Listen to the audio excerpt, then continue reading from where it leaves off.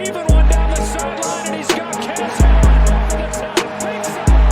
Down the sideline. Touchdown. His signature move and his signature performance. Allen, big ball one more time. 58 yards this time. You're listening to the Bruin Bible. This is your host, Will Decker, bringing you UCLA football content all throughout the year for LA Football Network. What's up, Bruin Bible listeners? This is your host, Will Decker. Wanted to reach out and say thank you guys for all the listens, all the love. We see it on social media. We see it on YouTube. It has been sensational. And we want to encourage you guys, if you guys are enjoying the podcast and liking it, that you guys subscribe and like it, whether it's on YouTube on our UCLA LAFB channel or the Bruin Bible, to subscribe either through Spotify, Apple Podcasts, however you guys listen and react to it, because it's going to allow us to do much greater things in the future. We're creators. We want to be giving the best Bruins content to all of our UCLA listeners. The only way we can do that is if we have a fan base that is locked in and helping us out. So we appreciate you guys. We love you guys. If you guys have been liking it, please help us out with a like and subscribe. What is up, Bruin Bible listeners? Will Decker, your host. I got Jamal Madney to my right, the madman. Let's just not even sugarcoat it, man. When it rains, it pours. It's been a very, very tough week for UCLA football and their fans. Dante Moore entering the transfer portal. You know, we were the people that came up with the Dante to LA slogan for UCLA. Deanton Lynn not only just leaving, but going to USC on top of it. You add in the Carson Ryan transfer, some of these other things.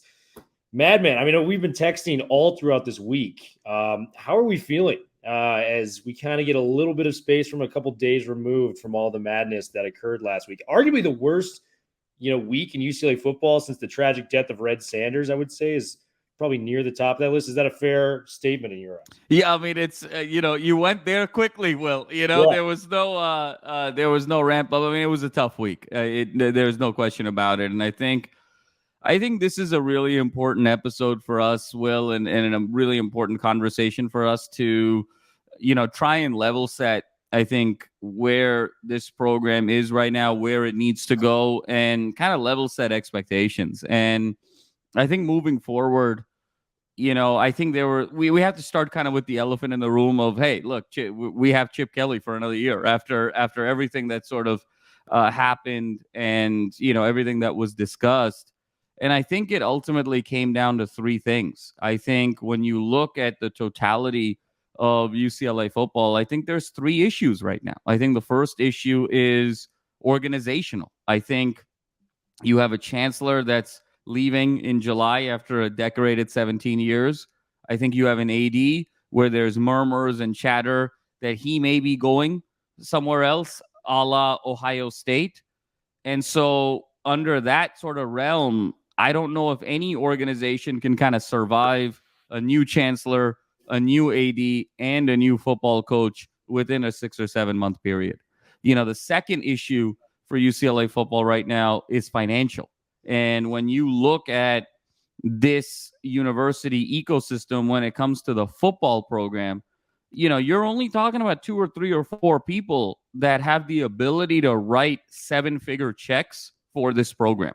And when one of those 2 or 3 or 4 people, and most notably the biggest one of those 2 or 3 or 4 people, comes out and defends the head football coach, it is not going to happen for the other 1 or 2 or 3 of them to go against a Casey Wasserman, someone whose name is outside the football center, someone who's building towers above Westwood Village on the other side of Wilshire. And then third, Will, I think it's financial. Third is political.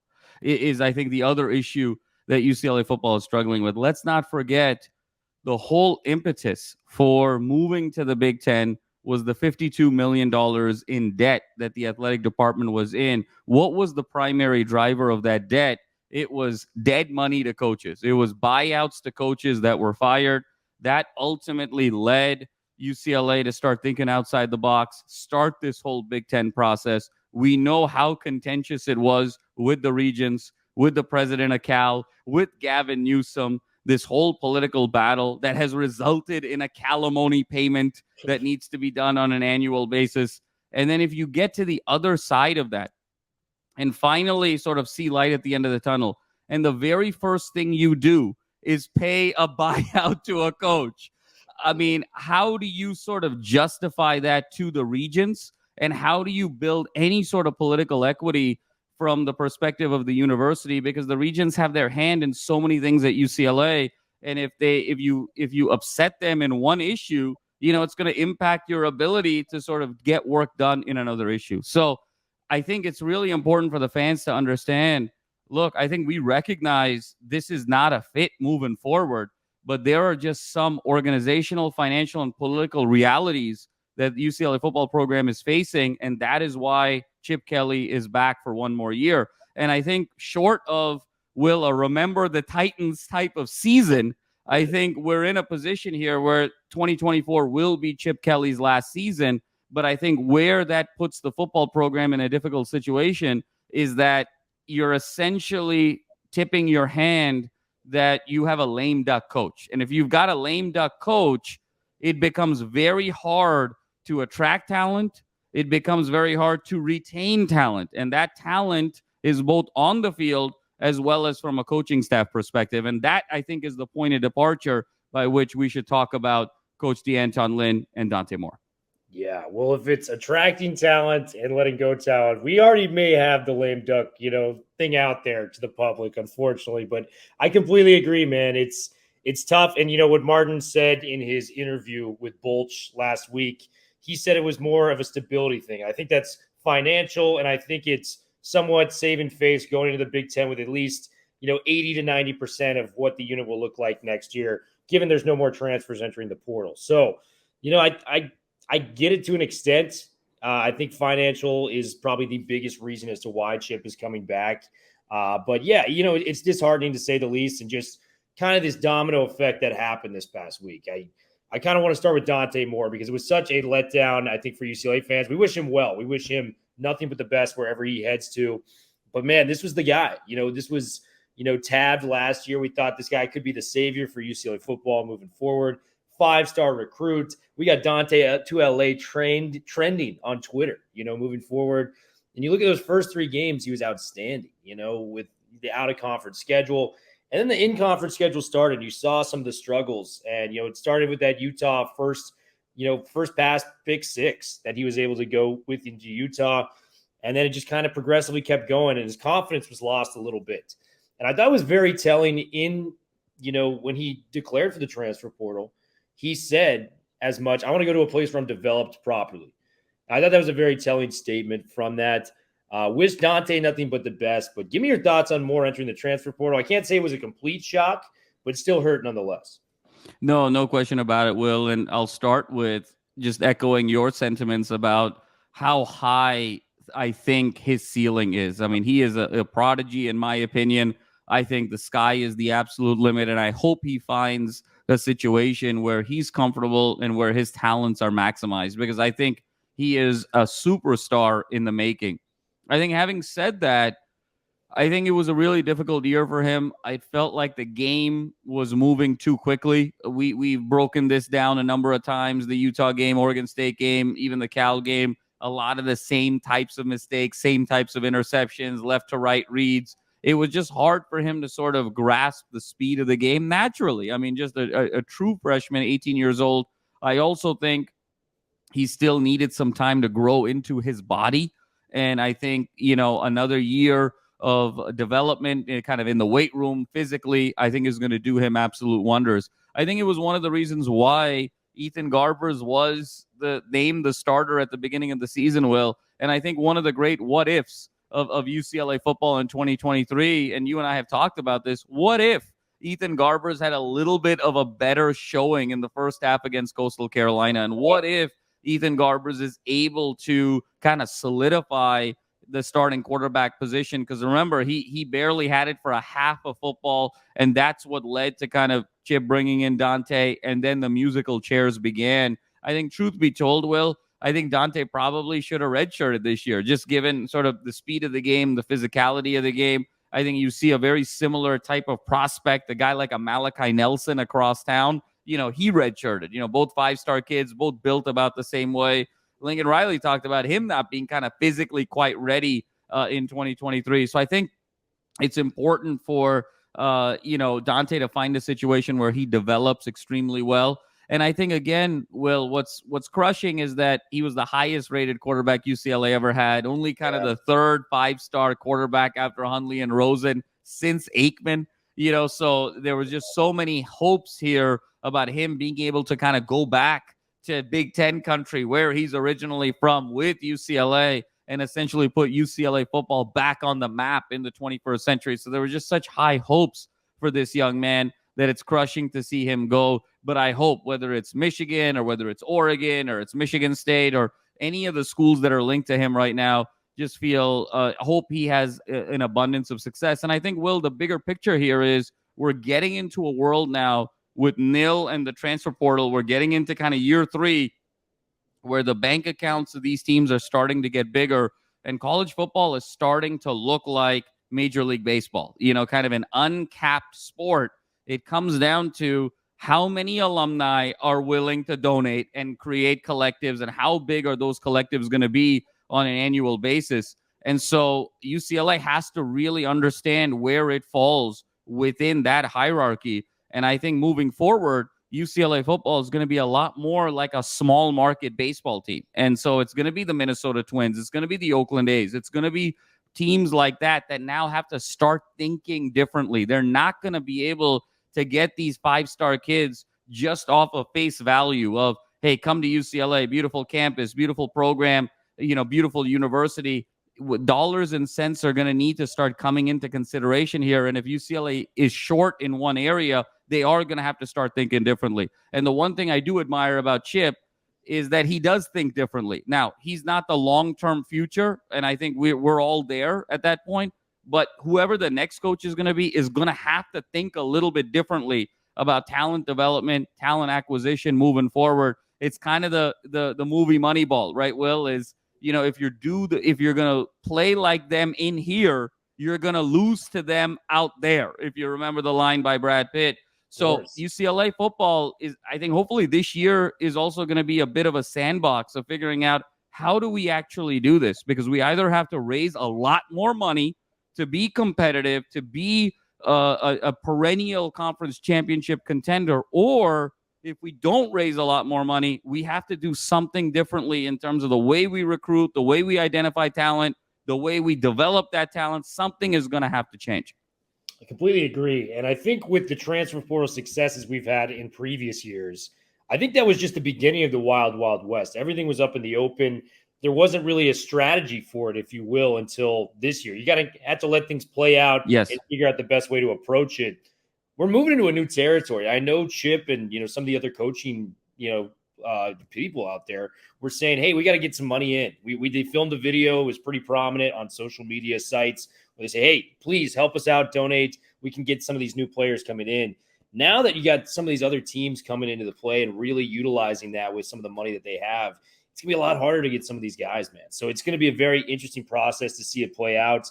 And, the thing that's always kind of bothered me is UCLA is a massive alumni base, specifically here in Southern California. I'd love to see them pony up, and maybe it doesn't have to be one person, but it's almost like voting. Like if you do it, then another person will do it, and then it'll lead to a chain effect where everyone kind of come together and donate together and make some big profit for UCLA football. I get why they don't want to donate right now, because a lot of people are really upset with the, coaching, tree that is going on there right now. But that's the way to do it, guys. It's going to take something like that, whether it's you pledging $20 and then you telling your buddy to pledge $20, that creates a reaction, and it allows you guys to maybe be in the ballpark for some of these elite recruits, because you don't have to sell LA. You don't have to sell the Big Ten Conference. You have to sell UCLA, the university. All you got to do is get within that striking distance, and the combination of all of them, it's like, maybe I'll take $10,000 to $20,000 less if it means I can go to UCLA, because that means I can set myself up for the future with an incredible degree, #1 public university in the world right now. So please get out there, donate. I know it sucks right now, and I know you guys may want to hold on to that money until Chip does. Whether it's now or after Chip leaves, donate. Let's try to get this thing rolling, because that's how we make the program competitive. Will, I'll just double down on what you said, because it was so important what you just said, and it was such an exceptional point, because I think the biggest mistake that fans and alumni and boosters today can make right now is to take their money off the table, because I know folks are frustrated. I know they're unhappy. I know they want to see a change of a new product. And there's sort of a cause and effect relationship with the fans. Well, if I take my money off the table, then they're going to change coaches. It's actually the other way around. Okay, the more money you give, it allows the program to be able to change coaches, get recruits, upgrade every aspect of the program. So what you're doing is you're unintentionally, really setting this program back even further if you're taking money off the table, because money talks, as sad as that is to say. But that's just where we are in college football today, is just the money is talking. Will, think about all of the upset people on Twitter. Think about all of the chatter. Think about all of the hashtags that were trending on Twitter. I mean, Bulge talked about it. Plashke talked about it. Others talked about it, that this is probably the most upset and unified that the UCLA fan base has been on social media since they can remember, since the start of Twitter. And what did it do? It didn't do anything. It didn't actually move the needle, because at the end of the day, one person spoke, and that one person happened to be giving a huge check. And so that one voice outweighed the voice of so many others, rightfully or wrongfully. So you have to be able to put your dollars behind your voices, as sad as that is to say, but we have to give, because if you take money out of this program, it just creates a vicious cycle domino effect, where then more recruits don't come, and more of the top coaches don't come, and more of those upgrades don't come. And then guess what? It takes a longer period of time to then recover. So if you truly love this program, you truly love UCLA, be part of a collective, start a collective. Think about any businesses that you may be a part of, your family may be a part of, that could sponsor players and endorse players. Now is the time to give, to get this program where we all want it to be. And it's not just the giving in the good times, it's the giving in the tough times. So I just wanted to double click on that, Will, because it was really an exceptional point. No, I appreciate that, my man. And just to kind of transition to the next points, it came down to dollars and cents for our guy D'Anton Lynn, who's now headed to USC. And as painful as it is that he's going to the Trojans after he revitalized our defense, went from 89th in the country to 11th in 1 year in total defense. I mean, that is as impressive as it gets, in terms of turning things around. But what it came down to is I can't totally blame him for taking that opportunity, because he's literally doubling his salary, as rumor has it, going to LA and USC. So it's rough, man. It's rough to hear it, but that's how you get ahead of these curves. You have to donate. You have to put money forth to be able to sustain the success of the program and where it can head to. So D'Anton Lynn, we are crushed that he's leaving. Give me your just take on, how you've heard about the news, how you felt about it. I know we had a phone call about it for about 15 minutes, just kind of expressing, how disappointed we were, but we understood at the end of the day. And it's tough, man. It's a tough situation to kind of bite down on, because he's going to SC. No, Will, I'll tell a story to our viewers just to sort of lighten things up a bit here. And obviously, things were very quiet. And one of the things, Will, that's so interesting to me, even in this entire process, is the number of people that think they're sort of experts and they're in the know, and nobody's in the know. Like, that's what this sort of process showed. There were so many people that were sort of close to both UCLA and USC who had so many theories about all of this stuff, none of which really involved D'Anton Lynn in any sort of a serious way, but all of whom kind of claimed to be insiders with sources and experts. And it just kind of goes to show you how tight some of these organizations really are. So it's really important for each individual fan to do their homework and look at different sources. And I just thought that was a humorous situation. But right around Friday at 5 p.m., I think, Will, it was right around kickoff of that Pac-12 championship game between Oregon and Washington, which probably feels like a year ago at this point, just given everything that's happened. We hear the story break with D'Anton Lynn. Obviously, first thing I do is just try and verify. I was stunned. I was shocked.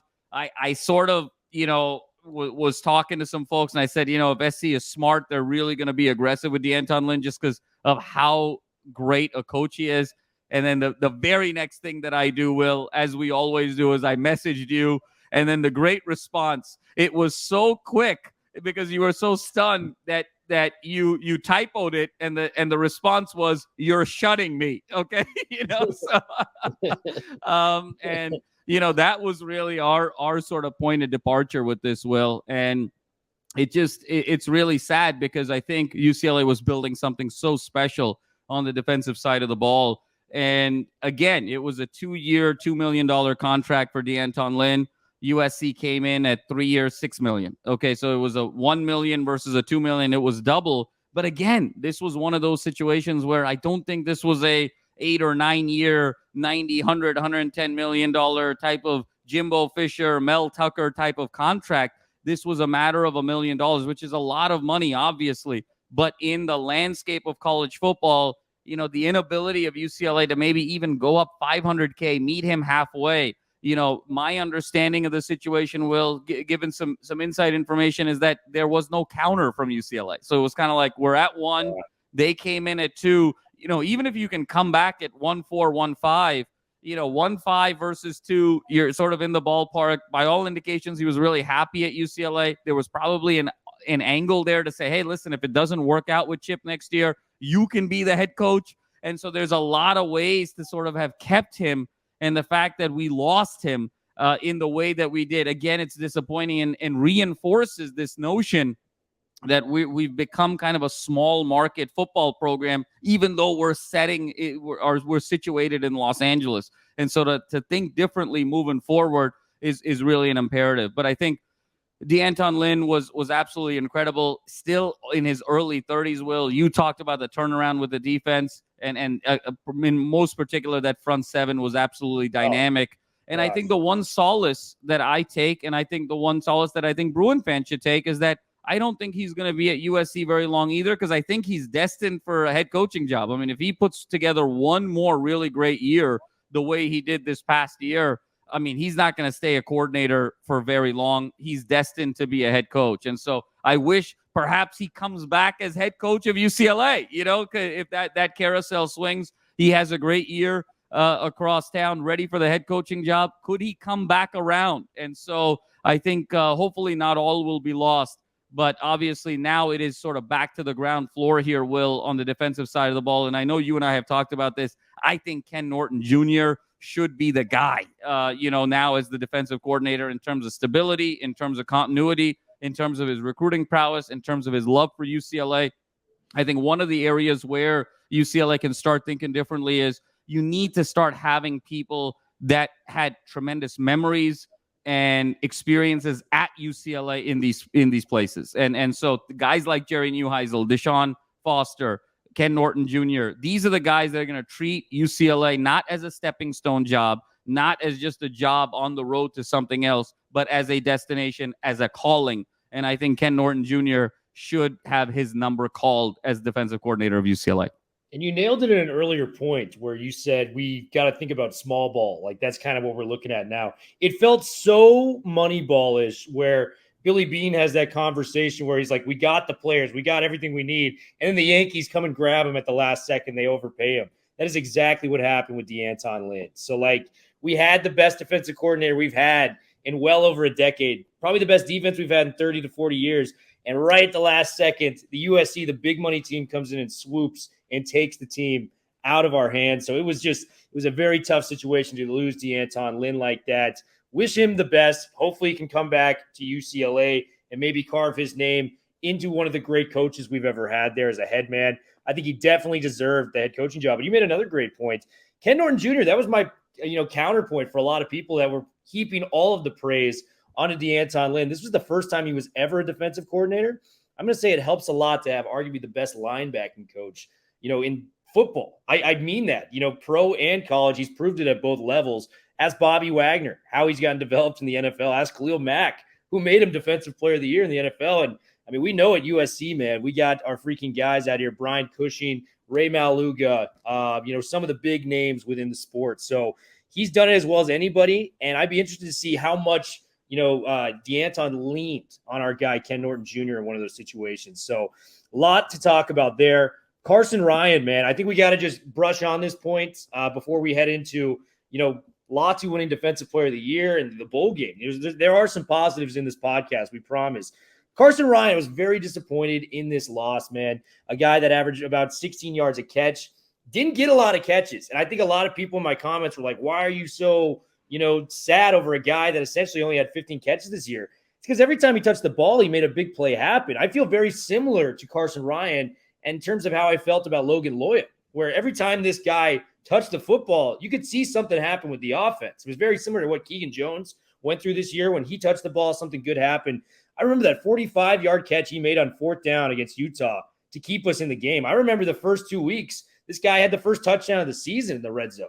This was a guy that I think was probably going to be our top returning pass catcher, in my opinion, for next year, with the J.Mikes and the Fords and the Loyas all gone off the field. So, yes, I was very excited about Carson Ryan. What did you take into account with him going into the transfer portal, Madman? Yeah, Will, I was just as equally disappointed as you were, because I think you and I both saw the potential. And I think oftentimes we look at guys from a productivity standpoint and say, man, okay, it's a transfer. It's okay. That person didn't do that much. Well, you know who else statistically actually didn't do that much this year, but we feel very, very differently about, is Keegan Jones, right? Yeah. And with Keegan Jones being in the transfer portal. And I put Carson Ryan in a very similar category as Keegan. And the reason for that, Will, is I think he was our most athletic tight end.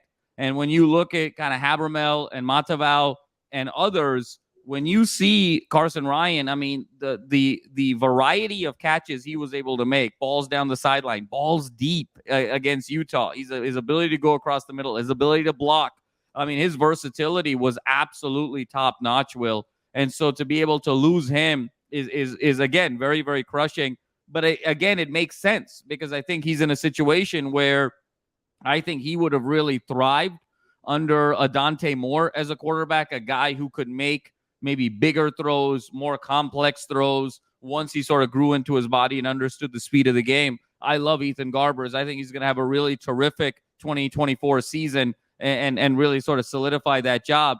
But Garbers' game is much more simplified. I mean, it's play action. It's finding tight ends down the middle. He likes kind of his big, reliable targets where there's a lot of room and a lot of space. And Carson Ryan can be that, but Carson Ryan is so much more than that. And I think he sort of understood that and realized, I need to be able to move on to really maximize all of my gifts and really showcase my ability at the next level. Another kid that I'm absolutely heartbroken is gone, Will, and another one who I'm going to be cheering from afar wherever he goes, because he's an absolute stud. And so this is one that's really going to hurt. Him and Keegan in particular are two that are really going to hurt next year, that we're going to feel, because moving forward, Will, in 24, obviously Loya is a senior. We don't know what J.Mike is going to do. I personally think J.Mike will go pro, just given, everything that he's been able to show in practice with NFL insiders, with scouts and others. But there is a possibility he may come back. Who knows?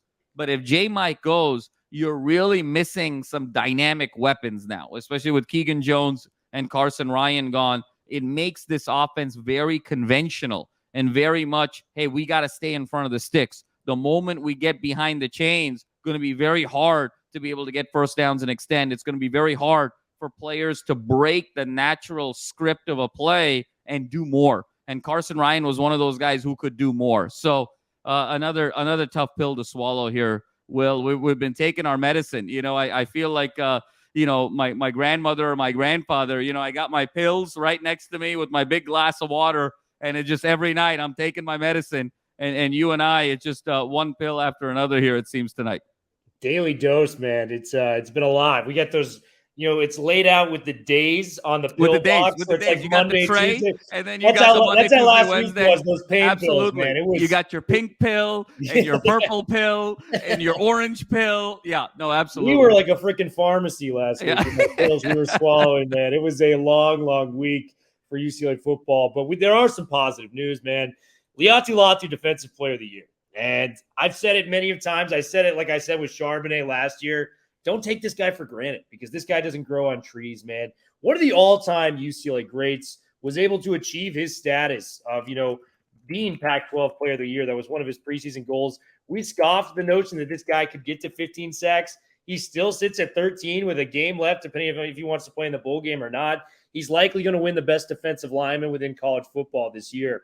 Is there a play or some moments that stood out to you for Laiatu with him probably sitting out the bowl game in all likelihood. And I totally understand with him heading to the next level and likely being a top 10 pick. Well, I got to go back to, there were so many moments, but the things when you say 5 years from now, 10 years from now, 15 years from now, what are you going to remember from Latu? I'm going to remember the 2 Victory Bell games, Will. And I'm going to remember last year, when it was that shootout, the epic game, nobody could stop anybody.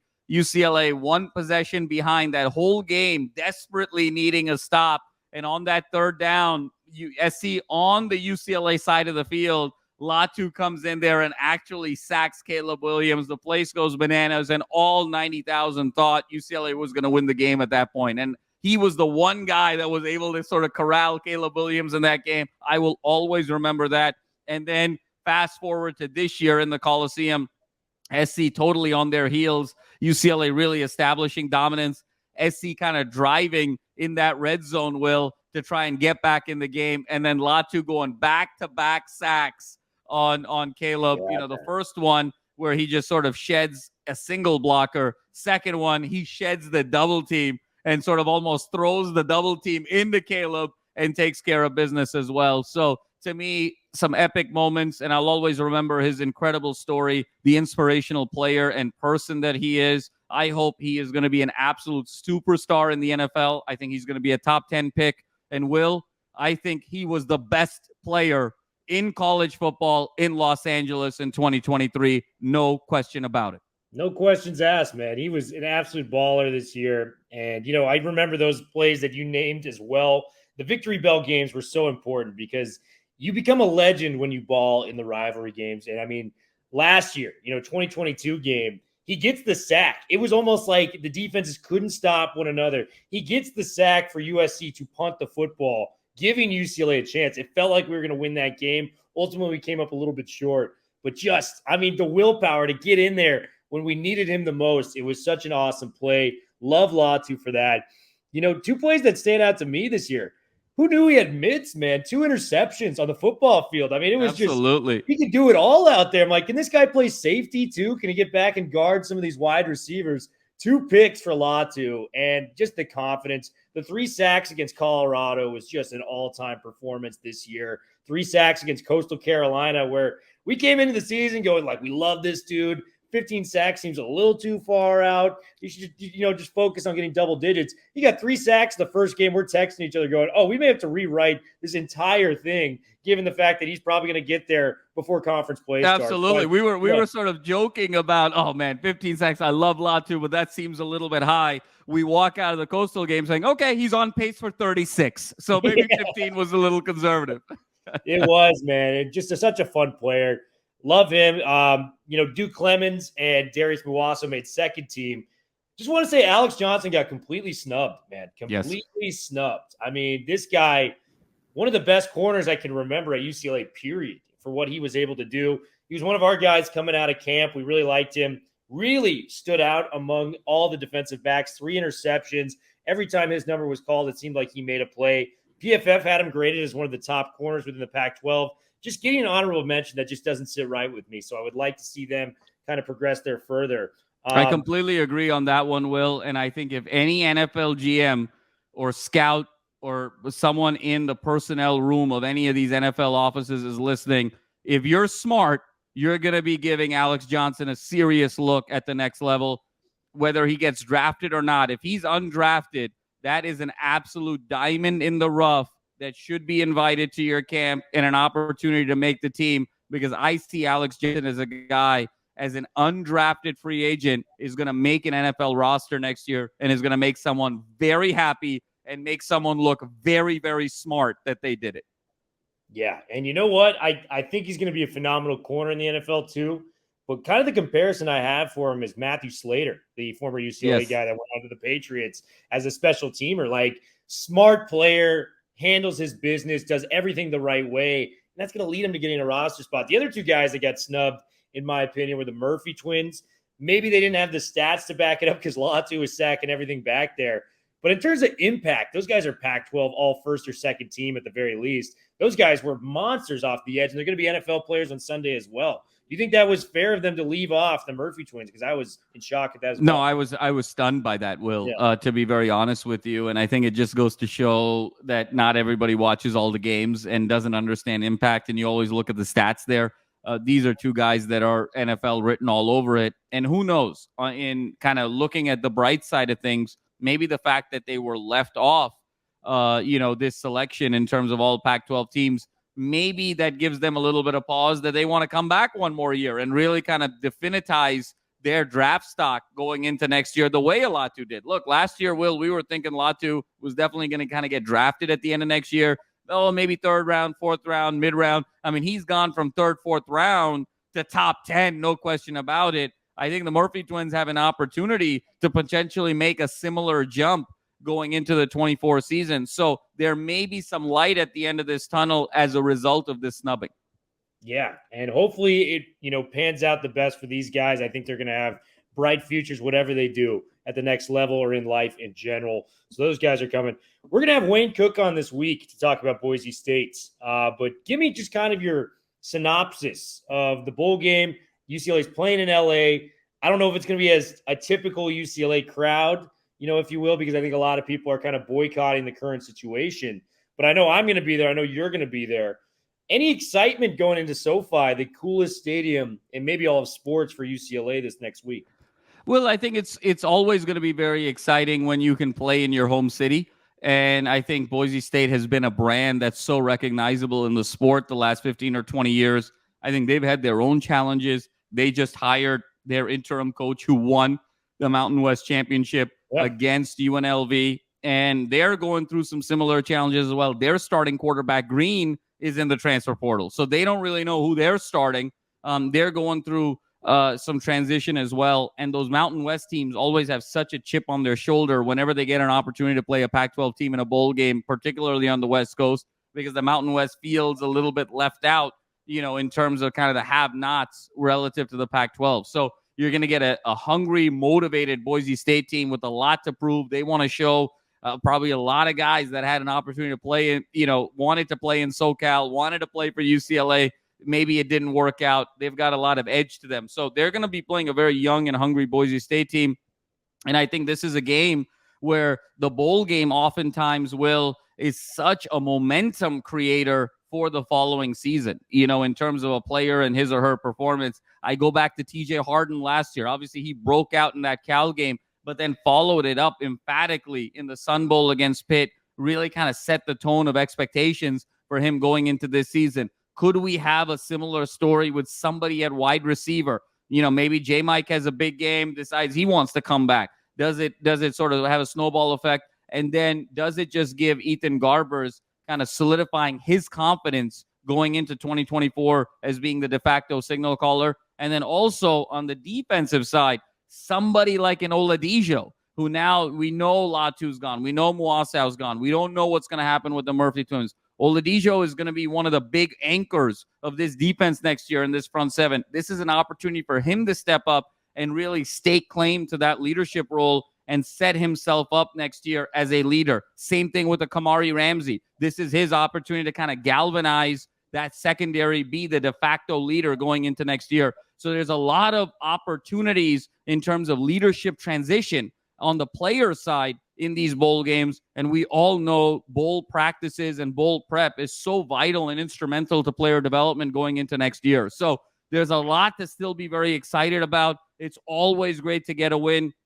UCLA has not won a bowl game since 2014, Will. So it's been almost 10 years. So this is a significant moment here. If they can get this thing done, get a trophy into the J.D. Morgan Center and sort of use that as the start of some momentum going into 2024. So I know we'll get into it a lot more later in the week, but I'm excited, as we all should be. Yeah, I'm looking for Ethan Garbers to really kind of go to bat in this game and really take some chances downfield and give UCLA fans some faith that next year he's going to be on pace to do some great things. Name to watch. There's a lot of guys entering the transfer portal. What happened to our guy Braden Pagan, man? I'm ready to see Pagan out there. 6'4" wide receiver, 195 pounds. If you watched him in spring ball, he looked electric at times. one-handed grabs, going and mossing defenders in the red zone. Braden Pagan, we got to see it. I'm excited. Hopefully we can get him out there. Madman, great to see you as always, my man. Let's get our Bruins, hopefully, another win coming up soon. We got Wayne coming up here this week. Guys, thank you for listening to the Bruin Bible. We'll be out, and we'll be back very, very soon. Talk to you later.